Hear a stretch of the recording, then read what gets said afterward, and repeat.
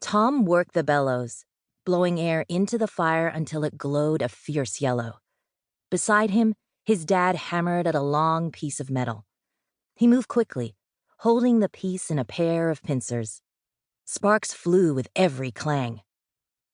"Ready, Thomas?" he roared. "Yes!" shouted Tom. Dad plunged the metal into the fire, ignoring the spitting flames. He kept it there until it softened. When he removed it, the metal gleamed orange. He hammered again at the edges until it was the shape of a sword. Tom gasped in the heat. "Get ready!"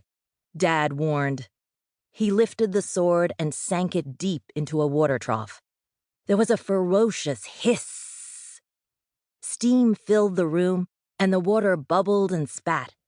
He pulled the sword out and placed it on the rack beside the fire.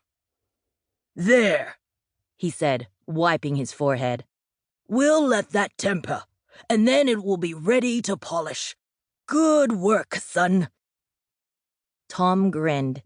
His face was hot and his arms ached, but he loved helping in the smithy.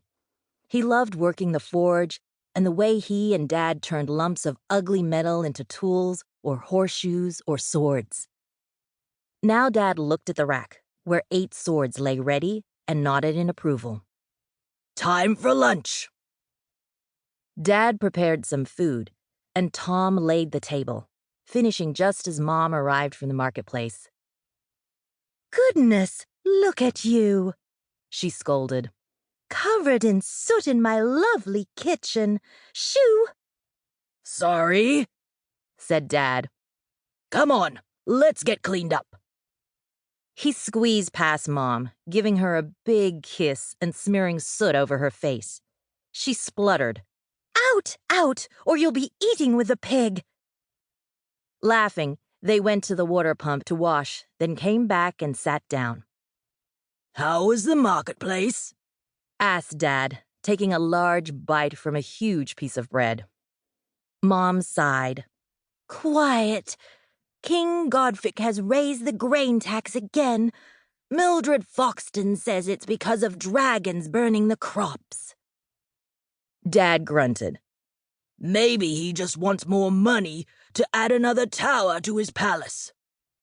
"Shh," said Mom, glancing at Tom. "Keep that talk to yourself, Felipe." Dad glowered, but said nothing. Tom said, "Are there really dragons?" Dad sighed. "A long time ago," he said. "They were all over the kingdom and here in Riven too."